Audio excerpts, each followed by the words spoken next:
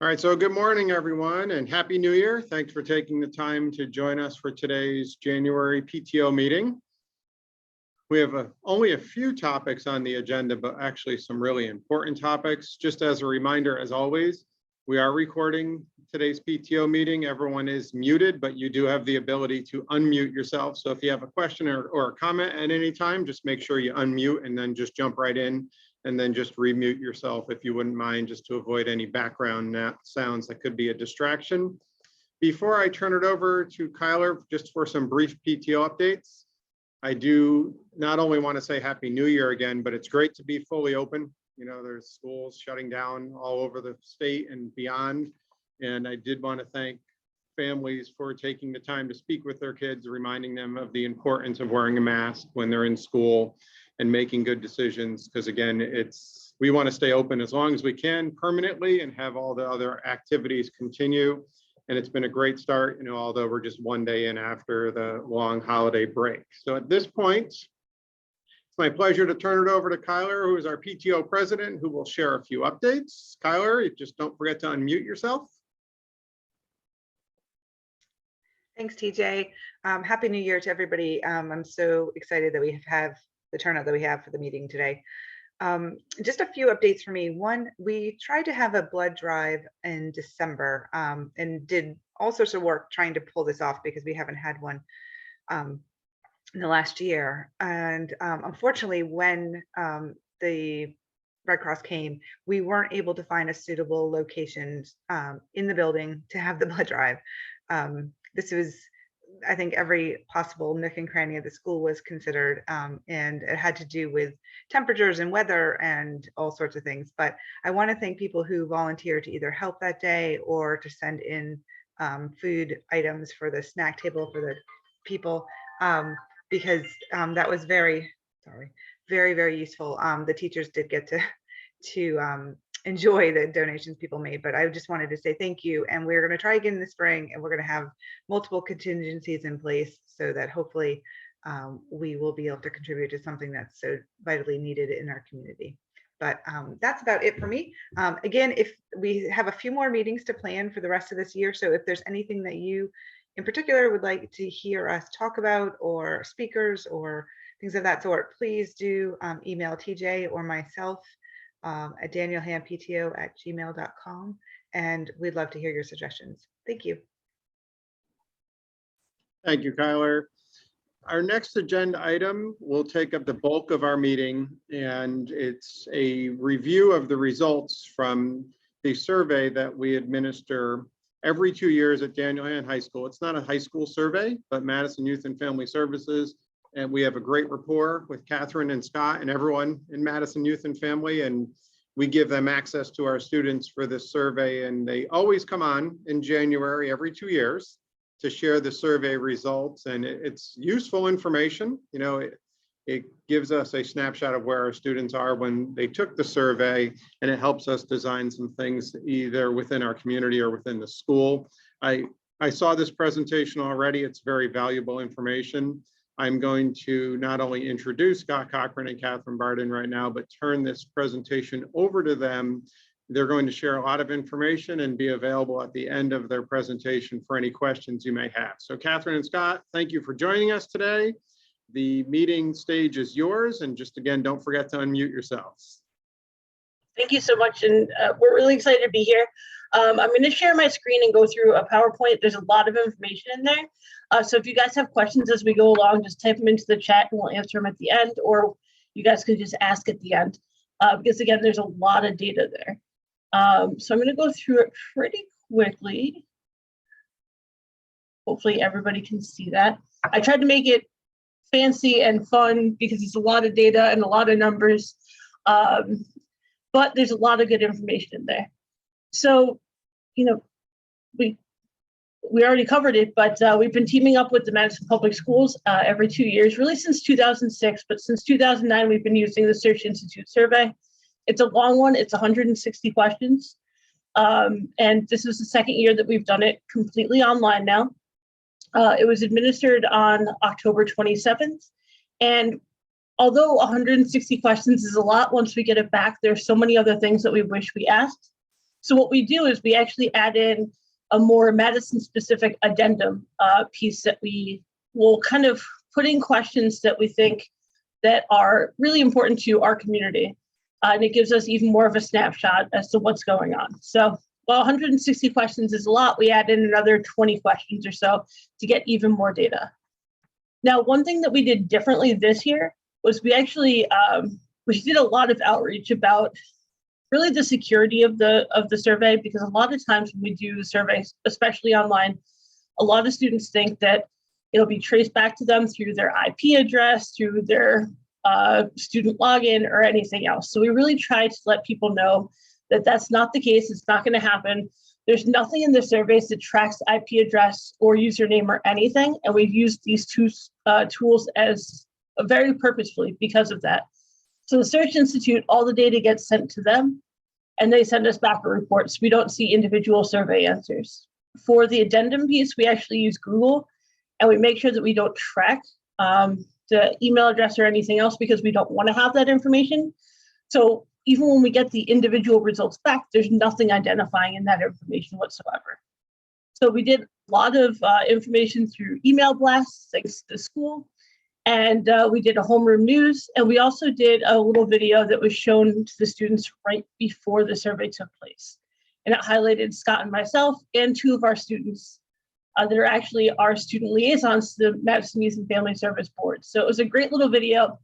Because of the interest of time, I'm not going to show the video, but the students definitely stole the show with that one and really helped to let people know that all the survey information is definitely secure. Nothing was going to be traced back to them. And it really talked about the importance of the survey and how we use it to build programming for the future. So we'll skip through that.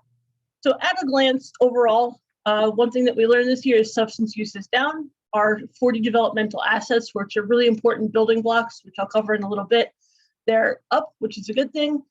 And while substance use is going down, there are other risky behaviors and mental health needs that are kind of on the rise or emerging that we need to keep an eye on. So just going by 30-day use percentages by substance, we broke this out for, we compared this year to the first year that we started capturing the data per substance. So for alcohol, that goes back to 2006. We've gone from 43% to 25%. For marijuana, we've gone from 17% to 10%. For tobacco, we've gone from 16% to 3%. For prescription drugs, we started tracking that in 2011. We've gone from 6% to 1%. And vaping, which we started tracking in 2017, we've gone from 29.3 to 16%. So we've made a lot of progress across the board. When you look at the 30-day percentages over time, you can see, we've had a few bumps in the road where substance use has gone up, but for the most part, it's continuing on a downward trend, which is exactly what we want to see. When you compare that to the 30-day national data over time, because a lot of people look at that 10% of marijuana and they're like, wow, that's really low. And remember, these are all self-reported for students. So there could be a certain degree of underreporting, but we're also seeing the exact same trends that we've seen nationally, especially during this pandemic. So when you look at the national data, it's really interesting because they only measure 8th, 10th, and 12th grade. But when we look at those three grades over time, you can see not only were they on the downward decline for alcohol use, minus that spike that they saw in 2020, which we didn't do a survey in 2020, so we can't compare our data there, but you see that sharp decline. And one thing that we've noticed with the national data is they're saying that for 2021, they've seen the largest decline that they've seen across the board in substance abuse in any year since they started doing the survey back in the 70s. So we're seeing the same trends, which kind of leads us to believe that, yeah, we have seen a huge decline in our 30-day use as well. And comparatively, here's the marijuana percentages over time nationally, and you'll see again those sharp declines.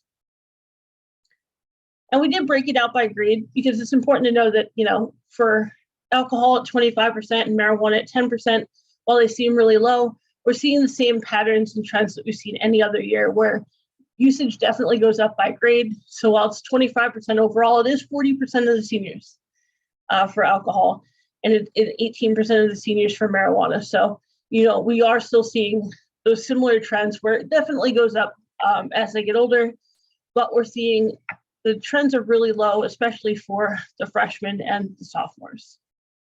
Hey, can I jump in real quick, Catherine?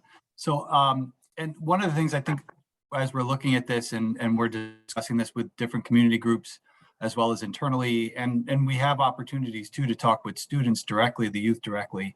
You know, the sense is for this, you may be seeing, or we may be seeing this in terms of the impact of the pandemic, where you had freshmen this year who were and sophomores this year that were isolating over the last couple of years.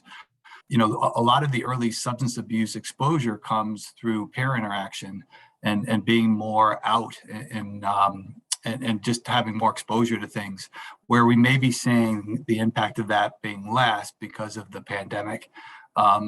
We are absolutely continue to be concerned about the continued higher number for that junior senior group, as we see that from year to year, and wanting to focus some efforts towards keeping that at a minimum as much as we can and getting information to people out, and also concern for the future of the legalization of marijuana, which we know at some point is going to increase the amount of advertising and impact and exposure for youth across the board.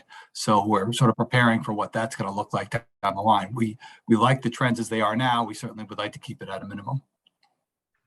Go ahead, Catherine. Absolutely. Thanks.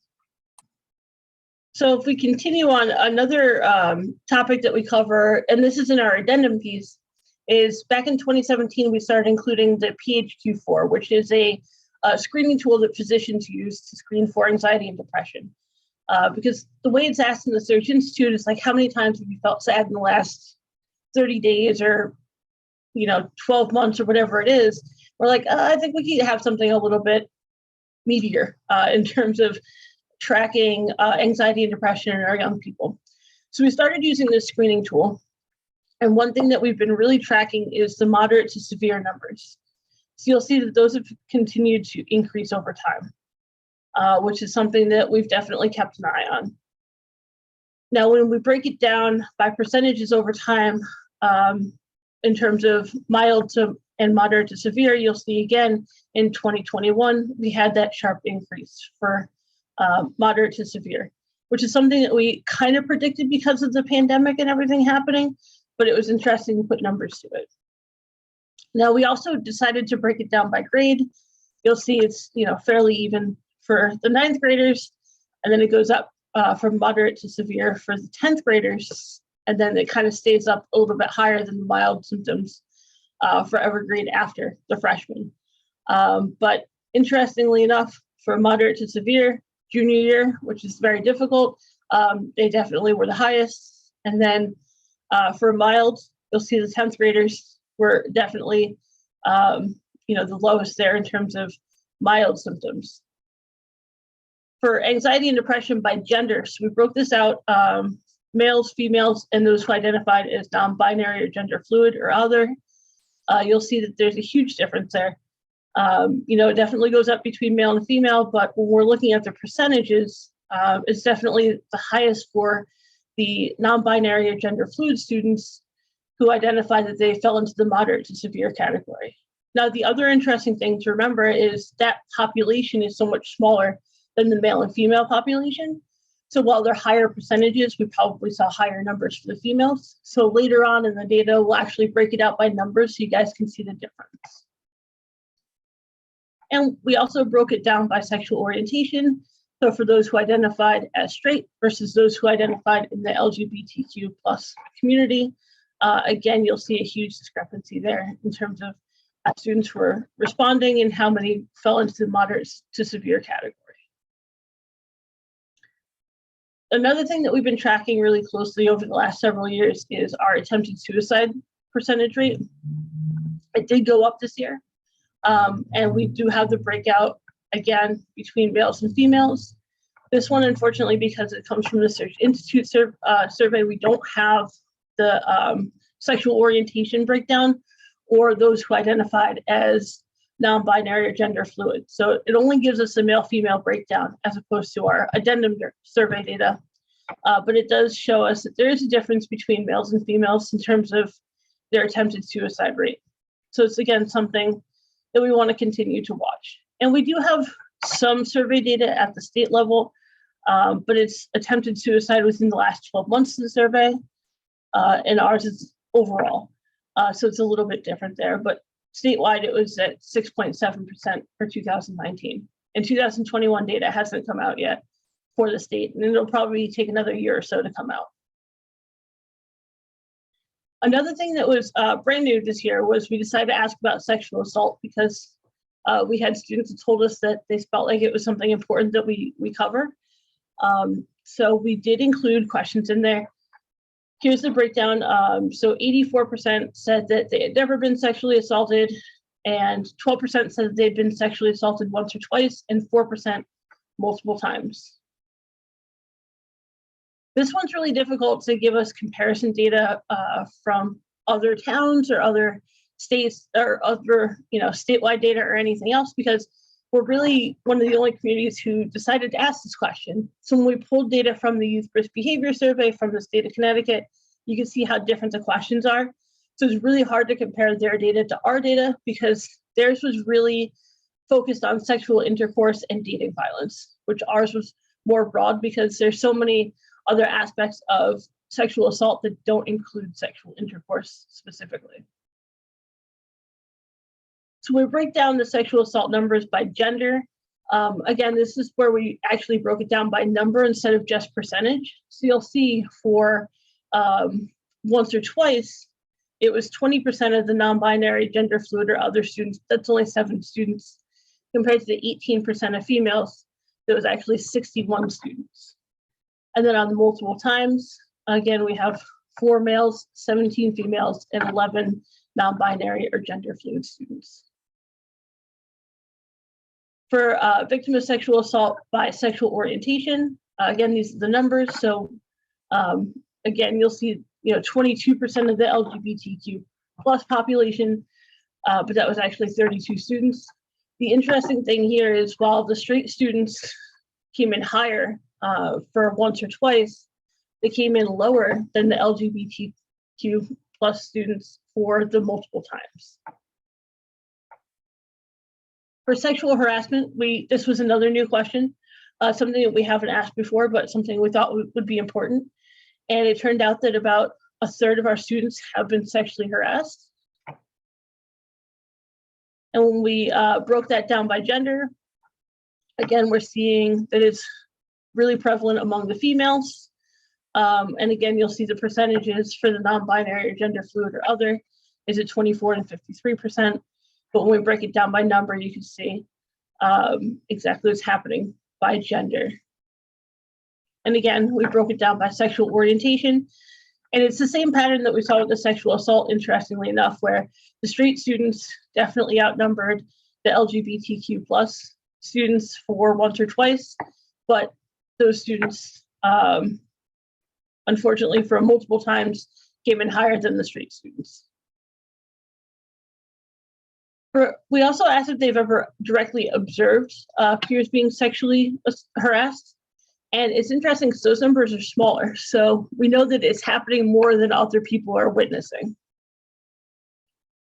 We also asked about discrimination and if they've ever been harassed based on their ethnicity, their culture, and/or religion. So we know that 20% of our students have reported that they have been. The only thing that we wish we included in, well, there are a lot of things we wish we included in the addendum because, of course, once you get the data back, you think, oh, I really want to know this answer. I want to know this information. I think we could ask them a million questions and still not be satisfied with what we've gotten back. But one thing we want to put in if we ask this question again in the future, and I think we do, is to actually break it down and ask them their ethnicity, culture, or religion. Because while we got this information back, we don't have anything to cross-reference it with. So we know that it's happened to 20% of the population, but we don't exactly know what, why, or if there's anything specifically that's being targeted. And now we're going to get into the 40 developmental assets. This is actually why we use the Search Institute survey, because there are 40 building blocks that help make a healthy, successful young person. And we know that the more of these 40 assets that kids have, they're 20 internal and 20 external, the less likely they are to engage in substance use or other risky behaviors. So overall, 57% of our students reported that they have 21 to 40 assets, which is up from 2015. It's been slowly coming up over time, which is good. Our goal is to really get a majority of our students in that 21 to 40 category. Only 5% of our students are now reporting they have 0 to 10 assets, which is down from 9%. Again, we've been slowly chipping away at that. But that's really our goal, is to get all of the students out of that 0 to 10 category and get as many into the 21 to 40 as possible. So we've been making progress on that. This just speaks to why assets are important. It's kind of a tricky graph, but it really shows that the more assets the students have, which you'll see at the bottom, the 0 to 10, and then you go up to 31 to 40. So the more assets that they have, the less likely they are to engage in risk-taking behaviors. So once you get into the 31 to 40, of 24 risk-taking behaviors, those students are engaging in 0.7, so less than 1 on average. And then even in the 21 to 30 category, they're engaging in 2 of the 24 risk-taking behaviors. So we really have that goal of getting more students into those categories. And this just shows, very similar, it shows the more assets a student has, less likely they are to engage in substance use. If you look at that 31 to 40, they're not engaging in marijuana use, prescription drugs, or tobacco. They're still engaging in underage drinking. That's unfortunately one because it's our highest use substance that we haven't been able to completely eliminate, but you can see they're drinking at way lower rates than they are for the 0 to 10 category. So if you look at our asset strengths as a community in Madison, the top assets that we have are school engagement, integrity, achievement motivation, positive peer influence, youth programs, and family support. For our challenges, we have kids involved in their religious communities, which we know is down as a society as a whole. Restraint, which is interesting because restraint has typically been one of our lower assets, and our kids, for some reason, don't necessarily say that they believe it's important to not be sexually active or engage in alcohol or other drugs, but we're still seeing those behaviors change over time for the better. We're seeing them decline, which is good. But it's interesting that restraint kind of remains one of our lower assets. Parents' involvement in schooling, which again is interesting, so we're asking high school students. I think it's natural as kids get into high school that we're spending less time as parents engaged in their school process, and we're giving them more freedom to figure that out. Community values youth, which unfortunately is a low asset across the board in pretty much every community that does the survey. Creative activities, which is again interesting because one of our strengths is youth programming, but one of our challenges is having those kids involved in 3 hours or more of practice of music, theater, or other things related to the arts. And reading for pleasure, which has always been our lowest. I'm happy to report it came up a little bit this year for the first time in years, but it's still a challenge. I also took a snapshot of assets that have changed by more than 10 percentage points over the last decade. So the things that have changed for the better are school engagement, positive peer influence, adults as role models, equality and social justice, caring, honesty, responsibility, and cultural competence. Those that have declined over time are service to others, safety, which we'll talk a little bit more about, religious community, self-esteem, which we'll also talk about, and sense of purpose. So there are 2 very gender-specific assets that stand out. One of them is self-esteem. That has declined from 57% to 41%. And there's a gap, that should say 2021, not 2019. And there's a gap between females, they come in at 52%, and or males come in at 52%, females come in at 32%. So there's a 20 percentage point gap between our males and females. For safety, that's decreased from 76% to 61%. So it's decreased, but something that we want to continue to keep an eye on. But there, again, there's a huge gap in males and females. So 76% of our males report that they feel safe. Only 46% of our females say that they feel safe. That's our largest gap between genders. For self-esteem, again, you'll kind of see the breakout between males and females. Unfortunately, again, because this is Search Institute, we can't include the non-binary or gender fluid students, but you'll see, again, that 20 percentage point gap. And for the safety questions, there are 3 aspects that determine safety. One is that they never worry about being hurt by someone at home. One is that they never worry about being hurt by someone in school. And one is that they never worry about walking around their neighborhood. So those are the 3 things that go into safety by gender. And then again, overall, here is the big gap, and where we see the gap really widen there with the 76% versus 46%.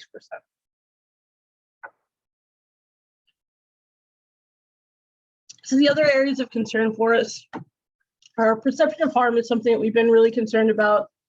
In 2011, it was 72%. That's now down to 55%. It stayed the same between 2019 and 2021, but we know that with legalization, as Scott mentioned, is something we have to continue to keep our eye on. And everything in pop culture is kind of glorifying marijuana use. So it's something we have to continue to talk to our young people about and make sure that they know that it is harmful for especially young people. We're concerned about eating disorders. Again, that's really risen, especially among females over time, particularly between 2019 and 2021. So 20% of our students now report that they've engaged in anorexic or bulimic behavior. And again, it's 27% for males or for females. And finally, the impact on social media on young people. The phones are right there, especially at a young age. So they have access to pornography and other inappropriate content. There are tons of messages about unhealthy gender stereotypes that they see on their phone, particularly through social media. It's access to bullying and harassment, and increased access to drugs and alcohol, and it definitely has an impact on their youth mental health. So what adults can do, stay current with trends, discuss trends with your teens once you learn about them, provide the pushback on unhealthy messages that you see, definitely using teachable moments to do that, reinforce the positive, healthy social norms for youth, get to know the developmental assets framework, and be your best role model. I'm going to turn it over to Scott to talk about what we're doing. Just in time, I think your voice was running out there for a little bit. Great job. And I know that we have at least one question in the chat, and encourage people to, if you have questions about anything, put the questions in the chat, and also feel free to raise your hand when we get to that portion, which is coming up. But we did want to talk about some of the things that are already actively happening to address the areas where we are most concerned, the needs of the community, the needs of our youth and families. And to highlight too, these are snapshots. So the numbers that you have, this is a self-report survey that happened, that the students took in October. So that's a snapshot of what was going on in their minds and in their hearts that day. And we look at that survey data, and we often ask ourselves the question, like, do we have other pieces of information that tell us that this is probably a really good indicator, or is this maybe, not as good or a little bit off? And we know from last year and from all of our student groups, we were hearing directly from the youth, we heard from other parents, concerns about mental health, disordered eating, concerns about sexual violence, gender-based violence. All the numbers track with reports that we were hearing last year, which actually led directly to us asking those questions in our addendum, because they weren't asked as in Search Institute survey. So what we're doing now, we have, as an agency, Madison Youth and Family Services, we paid to train as trainers in QPR a number of our staff, and in close concert with Daniel Hand High School, we are delivering QPR training. QPR stands for Question, Persuade, and Refer. It's a evidence-based suicide prevention model that we like very much, because it trains and informs and empowers people to take action when they notice the signs of suicide in someone else, and whether that's a peer or a youth-to-youth peer or adult-to-adult peer. It's not a long, it's a short training. It's a quick training, and it's one that's really useful. And every time we've rolled it out and done it in the community, we've gotten really good feedback in terms of how people understand it and will utilize it. Our goal this year was to train every single high school student in QPR, and through the efforts of the high school administration and the health teachers, we've been able to do a good portion, delivering it into the health classes. And after this year, we will have the QPR going directly into each freshman class. So after this year, every incoming class will get QPR trained. This year, we're playing catch up and trying to get to every student that we can with this training. So we have a gender and sexuality program known as GASP. We've had that since the 1990s. We've had that group since before it was in vogue to have that kind of an advocacy support group. So as you saw some of the statistics or the self-reports, the differences on mental health and other factors that seem to weigh heavily on the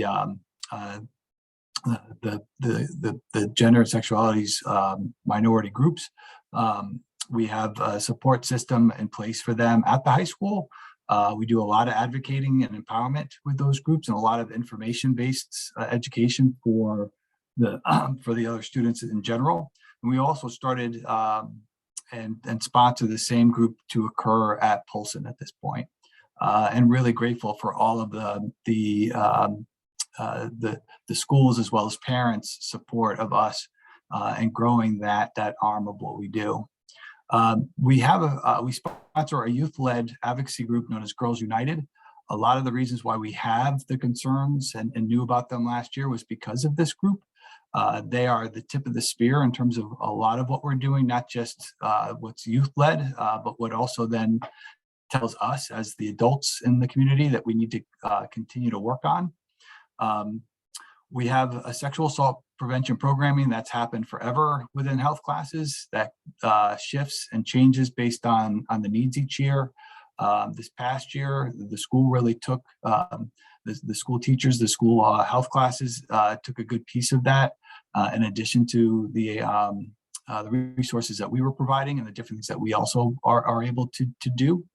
When we continue to do community outreach and youth leadership programming and opportunities, we will do this data presentation in a community-wide presentation on February 3rd. We'll put that date out and the time and all that up. That'll be a Zoom. That one is going to be that's going to include a youth panel as a part of that presentation to give a little bit more of that youth perspective. We would like to do that this morning, but it's a little tough to put that on students to take time out of their classes, to come here. But we were going to have them included when we do the community-wide one. And we have a few more presentations and ideas for things that we want to do to round out this year that speak to some of the concerns that are coming up that we know either from this the survey or from students directly. Back to you, Catherine. All right.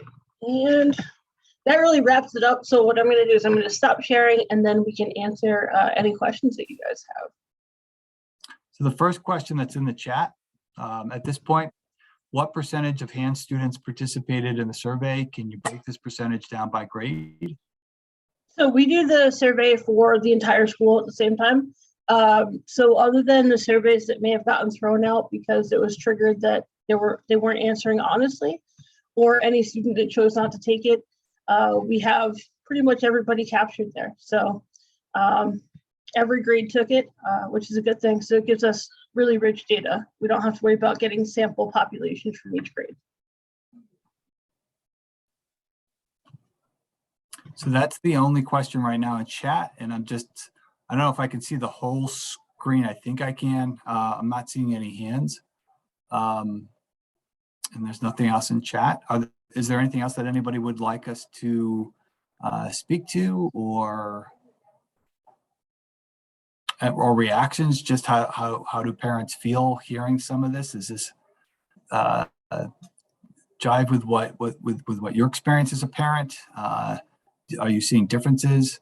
You know, we often get questioned a lot about the self-report of substance abuse, which, you know, as we were talking about the numbers going down, I will say that we do feel like if there is an underreport, it's likely that marijuana number, because that is a very sensitive question. So when we talk to students, they often will say that's a tough one for them. Of course, we do feel good about the data, but that one question, for whatever reason, continues to, I think, concern students in general.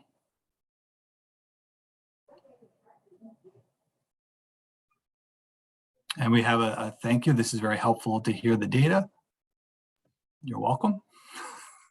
Happy to do it. Scott, I have a question.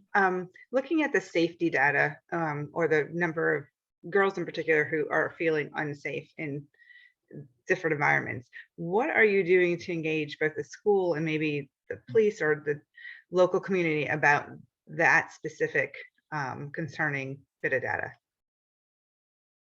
Well, I think immediately we're trying to understand exactly what that means, and the conversations that come up from the Girls United group, you know, they often talk about that sense of that subtle harassment that tends to happen for girls, and things that girls maybe sometimes are not sure what to do with. In some ways, they recognize something that is makes them feel uncomfortable.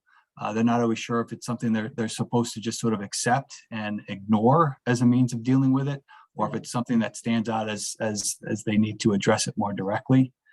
So one of the first things, Keitha, that we try to do is just understand what some of those numbers mean.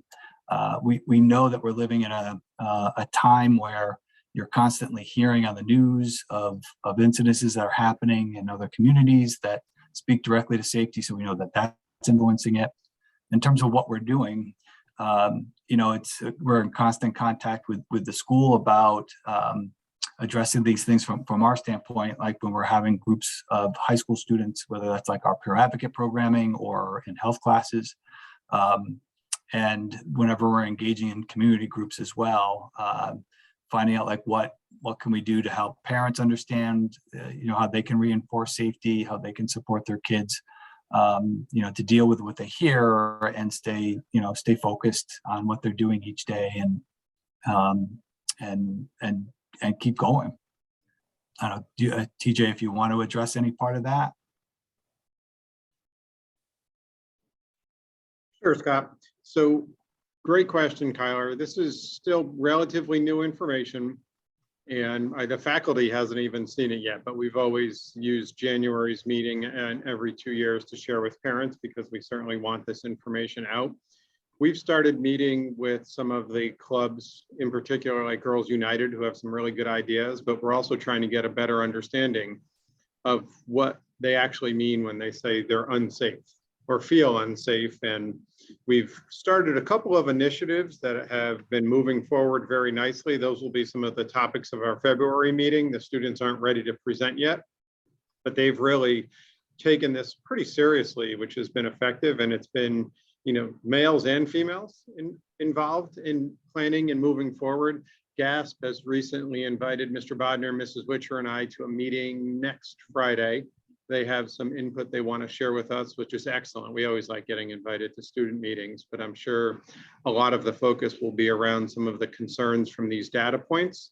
So we're letting the students take the lead right now. You know, we also will be sharing this with our health education department, who is about to enter the curriculum writing phase for the next 2 years to update curriculum, and the topics that Scott and Catherine mentioned will certainly be baked into the curriculum around, you know, sexual harassment, around issues with QPR training and safety. So it's certainly good timing. You know, some of the data points are definitely alarming. You know, when you see that gap between males and females feeling safe, that's significant. And we're taking that seriously. And just a reminder, you know, it's not only school, you know, that's questions around, you know, home, community, and school. So that's a little bigger topic. So I'll be working with Scott and with Catherine on how to get this information out to the community as well, because, you know, right now, you know, we have about 30 people participating in our PTO meeting. This recording will be sent to everyone in our school community. it needs to get beyond the school community. And I know when Madison Youth and Family Services offers something in the evening, attendance is not outstanding. So we have to think about how we can get this information out there, because as one of the participants commented, thank you, this information is useful. And I completely agree. I think more people need to see it, and then we can work on how we can address these concerns that our students and our children are having as a community, not just a school or not just a family. So it's certainly a big lift. I've been impressed with, obviously, Scott and Catherine's work, and equally as impressed with the student work. And I think you will be as well when we have our February meeting. The students are really brave taking this on. I give them a lot of credit, and I think a lot of people will be impressed when you hear some of the things that they've been working on, and we're just supporting them and giving them a little push when they need it. But to be honest, they really don't need that push. And I think Scott and Catherine would agree. They do not need that push. We did have another question in the chat. And so I'll read this as it's typed. Are there any science-based findings that a fluctuation in hormones may play a role into the responses depending on when the survey is administered? For example, could the monthly changes in females bring about an increased feelings of depression or very other responses? So I could just say that our survey is not sensitive to that degree. What we have is just what students are reporting on that day to the survey questions. And then, as we've said, we do our best to try to follow up with student groups and others around what the data says and what that might represent. We know, there's a question about eating, disordered eating, that's asked in a way specific to bulimic or anorexic types of eating. That doesn't mean that we have that percentage of students who would qualify or meet criteria for an actual eating disorder. Disordered eating does happen as a part of other mental health conditions. So it's one where we know that there are eating issues. There were students reporting that last year in great amounts, concerns about disordered eating. So we know that that's there, but you can't say that necessarily that means that you have a certain number of eating disordered kids. And we do the survey every 2 years at the same time of year too. So it's not like we're bouncing back and forth between springtime and fall. We always do it around that last week of October. So at least the data is consistent every couple years.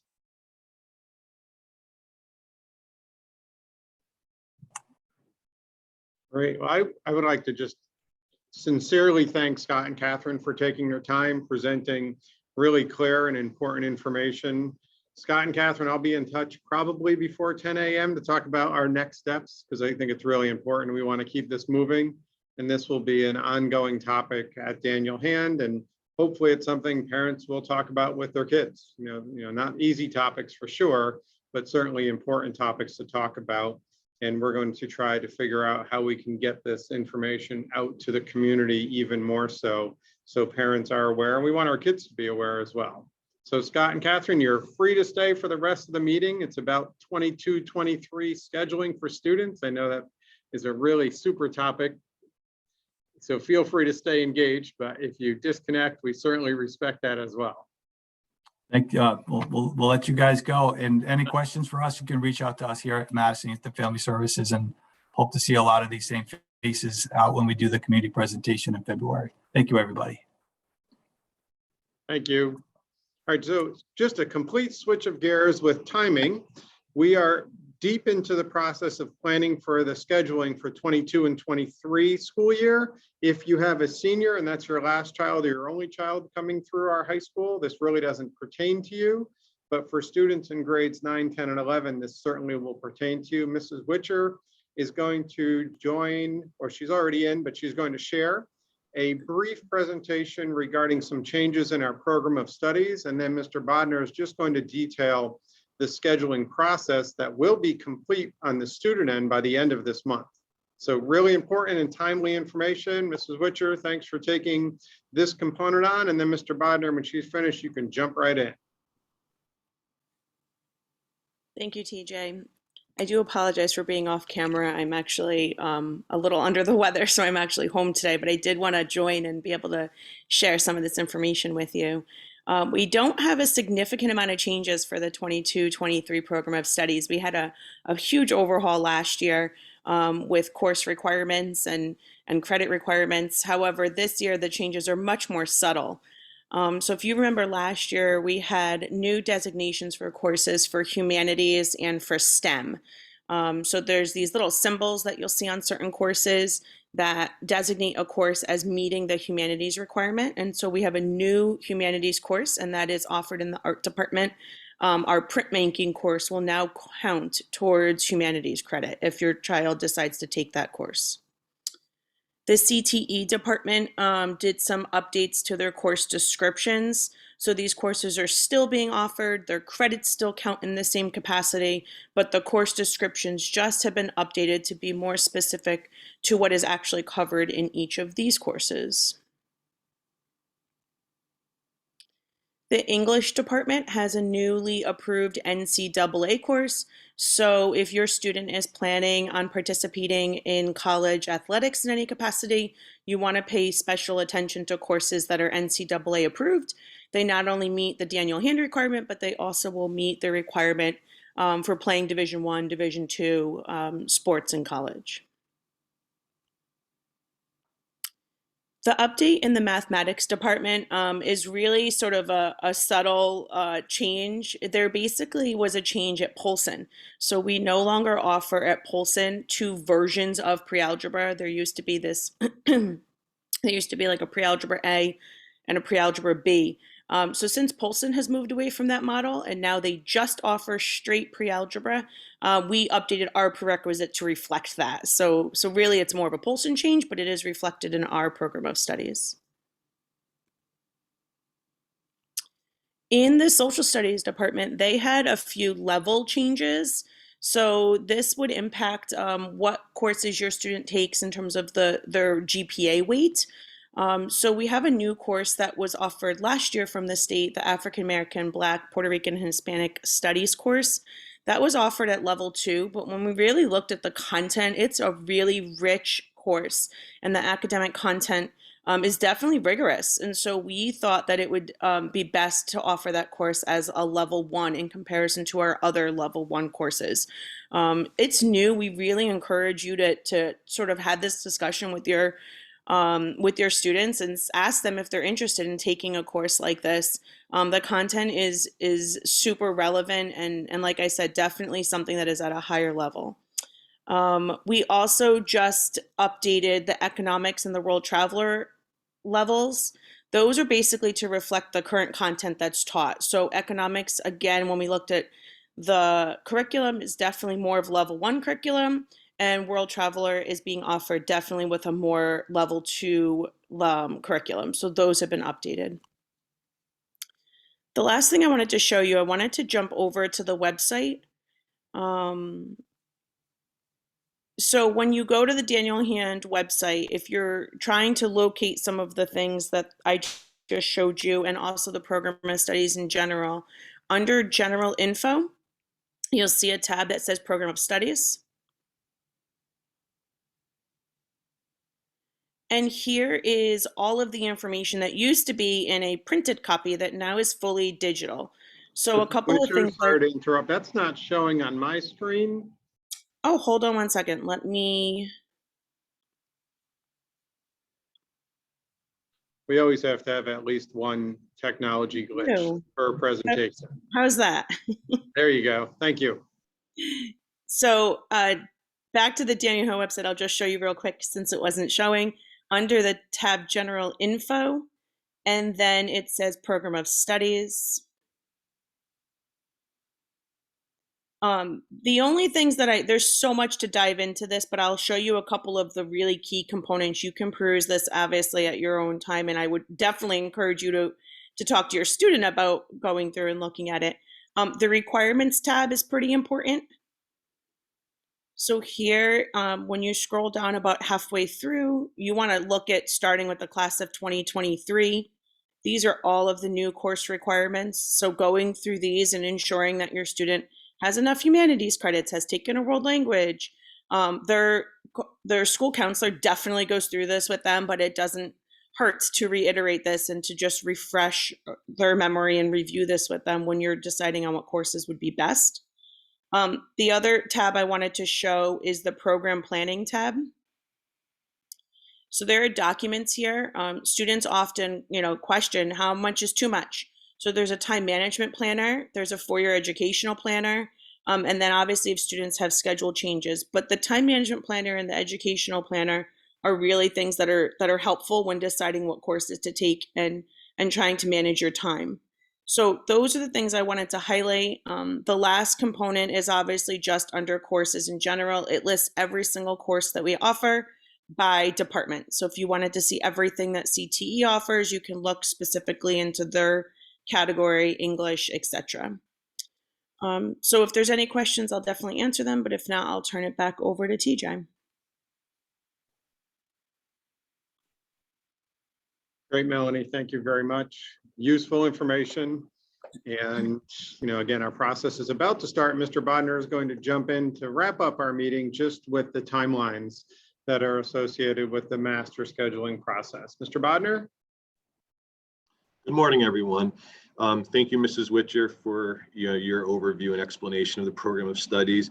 It's important to note that our program of studies for the 2022-2023 school year will be posted on our website on January 10th. And 8 days later, returning from the Martin Luther King Day holiday on Tuesday, January 18th, we will have a 15-minute pause to distribute course request forms to students. And during that 4-day week from the 18th to the 21st, our classroom teachers will discuss course selections within their departments with students and placement for students. The following week, our students will also meet with their counselors to discuss course selection.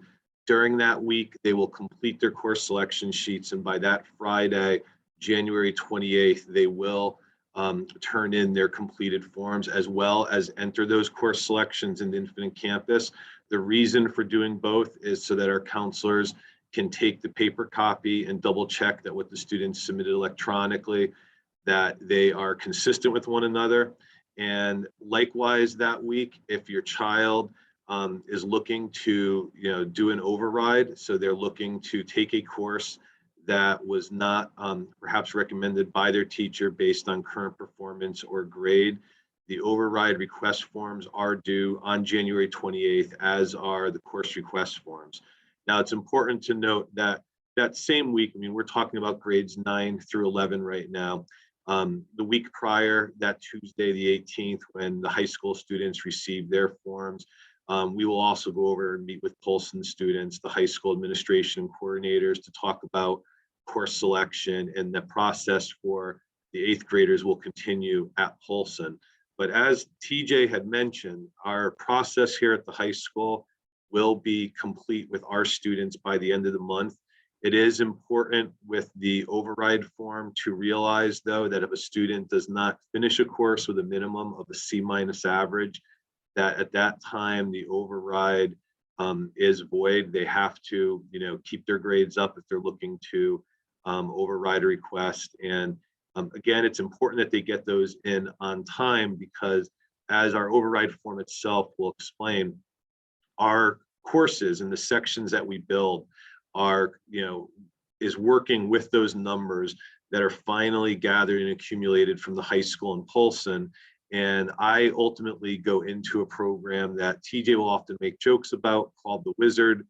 And the program is one that I really cannot enter until everything is cleaned up and everything we know at that point is ready to go. And that's usually around March 1st, and that's our anticipated date.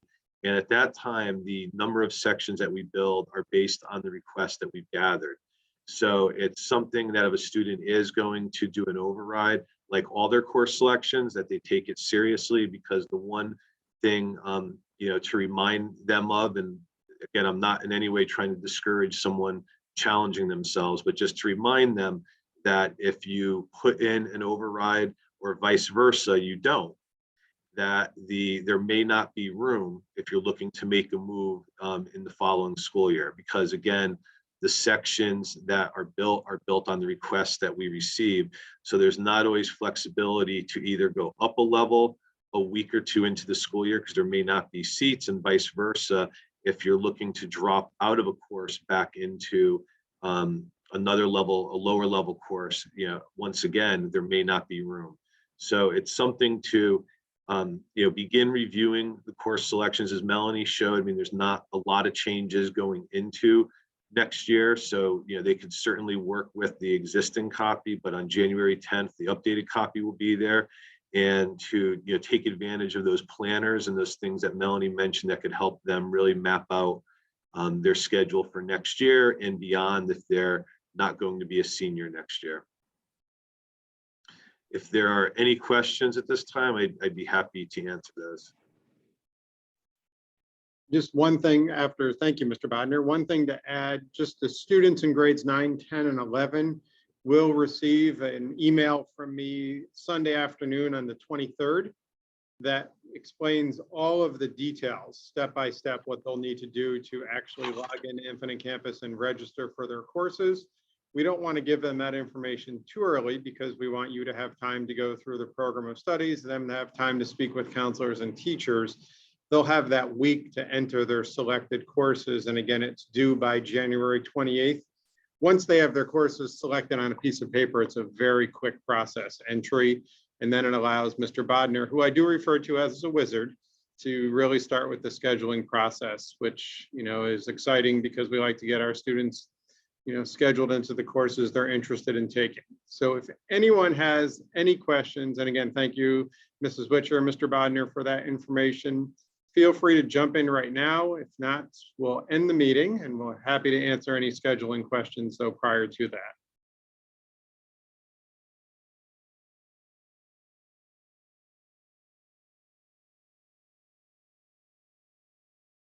All right, I'm not seeing any questions and there's no questions in the chat. So check my e-notifies, you'll start to see information about the scheduling process. And again, if you have a senior, this does not apply. You have a whole different level of things you'll be dealing with over the next few months, which should be pretty exciting as well. I want to say Happy New Year once again and thank everyone for participating and enjoy the remainder of your day.